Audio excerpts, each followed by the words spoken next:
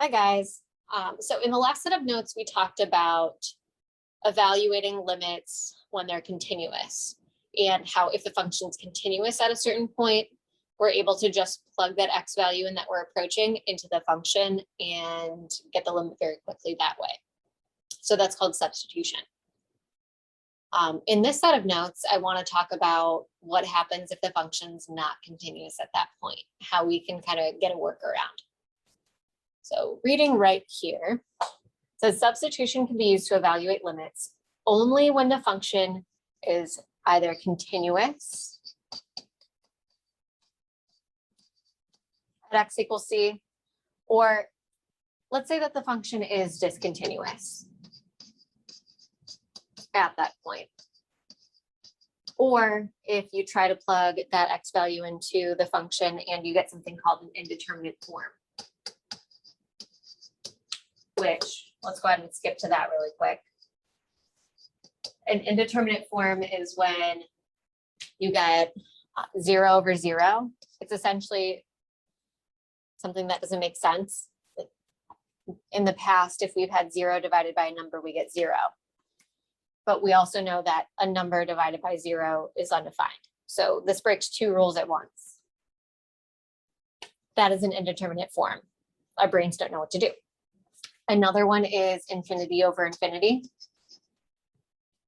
So not all infinities are created equal.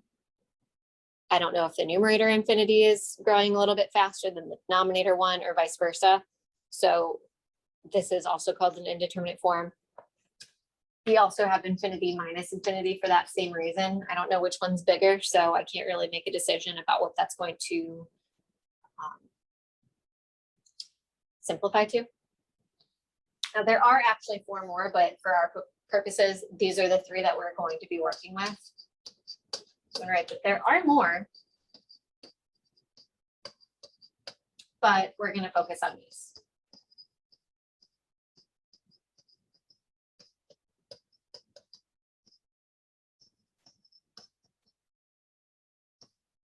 Okay, so getting back to that second bullet point, if your function is discontinuous at that x value that you're trying to approach, or when you try to substitute that x value into your function, you get an indeterminate form. If we can algebraically manipulate our function so that whatever is causing the discontinuity, hold on, let me finish writing manipulate. Like hint if it's maybe like a removable discontinuity. So if we're able to cancel out whatever's causing your discontinuity, or we're able to cancel out whatever's causing that indeterminate form, then we can actually do substitution from there. We can plug that x value into our new equivalent form of our function to evaluate the limit. So let's get into some example problems. So the first thing I want to do is I want to try plugging in that x value into my function. And I'm going to do it off to the side just because if it doesn't work out, I want to be able to cross it out and I want to still have room to work over here. So sorry about that, guys. Let's do 3 squared minus 4 times 3 plus 3 all over 3 squared plus 3 minus 12.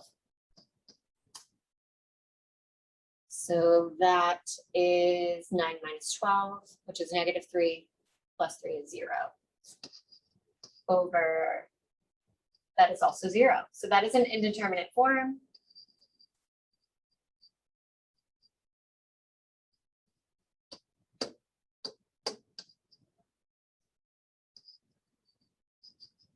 Thought bubble it, cross it out. So that does not mean that my limit equals 0 over 0. Never write that. That is terrible. That's bad. Don't do it. You will absolutely get points taken off, if any. I don't think you would get any points for that if you said that that limit equals 0 over 0. That is not a number. Do not do that. What that should signify to you is that, hey, I'm getting something that doesn't make sense. Let me try algebraically manipulating my function to see if I can get something that does. So I see that I have quadratics. I'm going to try to factor this puppy. So that would be x minus 3 times x minus 1 all over x minus 3 times x minus 4. No, that would be x plus 4. Ooh, x minus 3's will cancel. And in fact, that's actually what was causing my 0 over 0. So it looks like I can just plug the 3 into my function now. And notice I'm no longer writing lim as x approaches 3 when I start my substitution. As soon as I plug that 3 into the function that I'm trying to evaluate the limit for, stop writing lim as x approaches 3. Okay, so I get 2/7. That is the value for my limit. All right, go ahead and try the next one. I'm going to suggest that you pause the video. Okay, so I am going to try to plug in tan of pi over 2 and secant of pi over 2. So tangent is sine over cosine. Sine of pi over 2 is 1 and cosine of pi over 2 is 0. Secant is 1 over cosine. So I would do 1 over, and then cosine of pi over 2, we also said was 0. I want to take a quick detour really quick and talk about what the number 1 over 0 approaches. So we're going to do that by plugging in numbers that get smaller and smaller, like 1 over 0.1, 1 over 0.01, 1 over 0.001. What is happening? Well, 1 over 0.1 is 10. 1 over 0.01 is 100. 1 over 0.001 is 1,000. And the smaller my numbers become in the denominator, the faster my value blows up. So 1 over 0 is actually approaching infinity. Smaller the number in the denominator, the bigger your number becomes. So over here, that value is actually approaching infinity over infinity, which we said is an indeterminate form.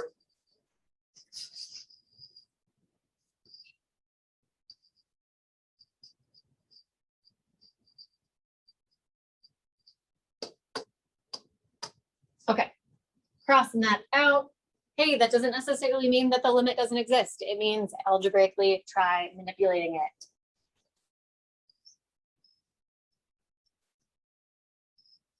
All right, so take a second, try manipulating that function. And when you're ready, come back. Okay, so tangent, that is sine over cosine.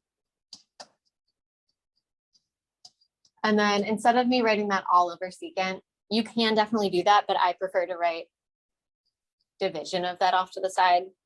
So secant is actually 1 over cosine. So this is technically tangent divided by secant. Okay, instead of dividing by 1 over cosine, I can multiply by its reciprocal. So that would be sine over cosine times cosine over 1. Or you could just write cosine. Cosines cancel out. And I can actually plug pi over 2 into sine and get a value. So I'm just going to do my substitution right now. And sine of pi over 2 is 1. Nice. Next problem.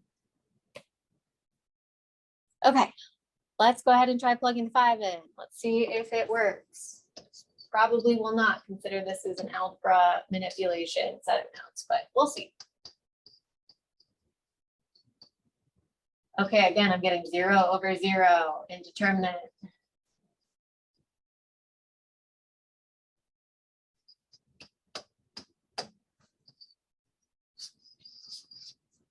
Oop, oop. So that should signal in our head, hey, let's try algebraically manipulating this first before we decide whether the limit actually exists or not.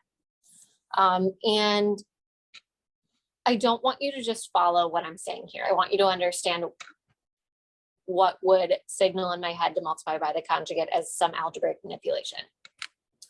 So a conjugate is essentially when you have two terms being added together and you switch the sign in between them. So if I'm looking up there, I do have an x minus 5, which is two terms that I could switch the sign in the middle, but the term that is really signaling to me that I should multiply by the conjugate is the denominator and having a root in there. So I have a root plus another term, or I could have a root minus another term, or I could have a root minus another root, root plus another root. Doesn't really matter. Seeing that root with another term being added or subtracted to it, that's the one that I want the conjugate for. Because I would like to try to get rid of that root. And like I said, the conjugate is just where you switch the sign in between the terms. So that would still stay in x plus 4, but I would change that minus 3 to a plus 3. And then do the same thing in the numerator.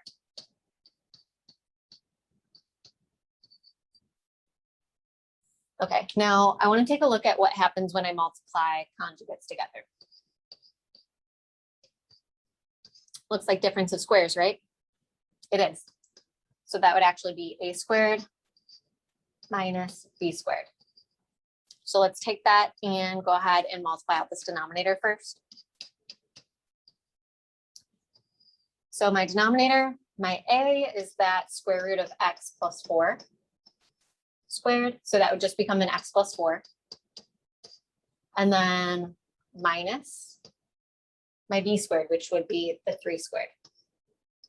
So minus 9. The only times that you have to be careful is if that second term happens to be the root, you want to replace that second term with parentheses after you cancel out the root, just in case that term would be there. Like, let me show you really quick. Let's pretend this was actually backwards and I switched the sign on the root term.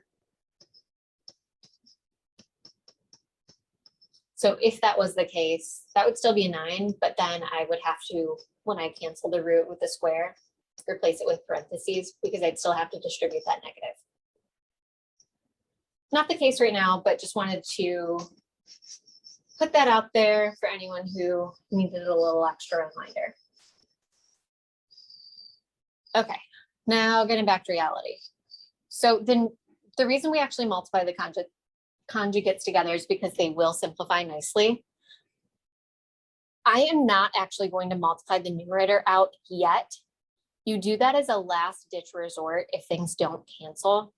Because if I try multiplying this out right now, that root is going to be a huge hair of a problem. Leave it alone until you get desperate. So I'm going to leave that as an x minus 5, or yeah, an x minus 5 times that entire conjugate that I multiplied by. And you can probably see very quickly why I did that. What does the denominator simplify to? X minus 5.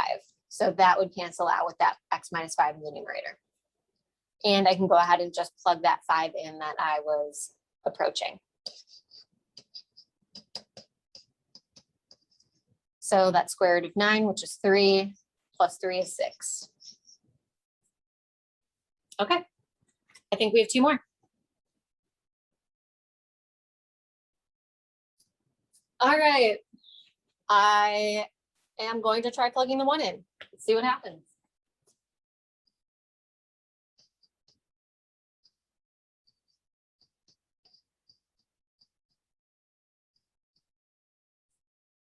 So I get 1 over 0 minus 2 over 0.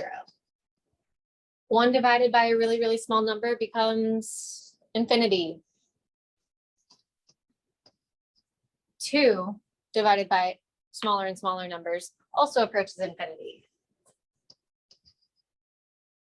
That's indeterminate.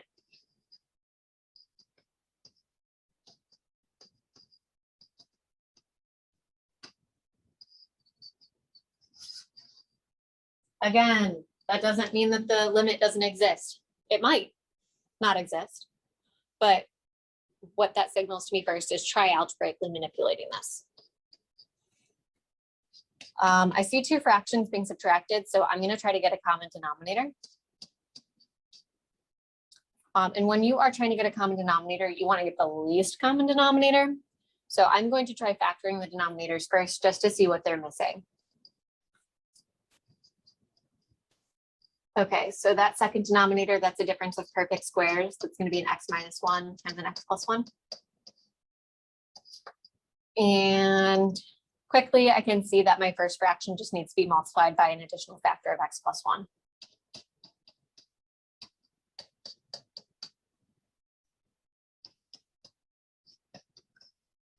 Okay.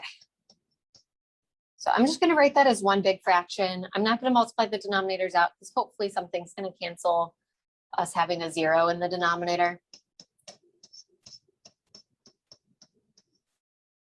Okay, so my numerator should be x plus 1, because that x plus 1 times 1, minus, and you can either distribute the negative or you can put the 3 minus x in parentheses and then distribute it later. I'm keen on distributing it first. So that would be a negative 3 plus x. Let's combine like terms. That becomes a 2x minus 2.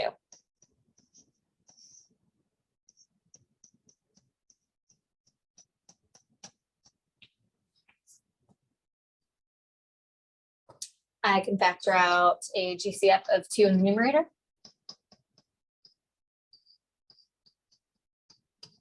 And then I can cancel my x minus 1s out, which was what was causing my 0 over 0 in the first place.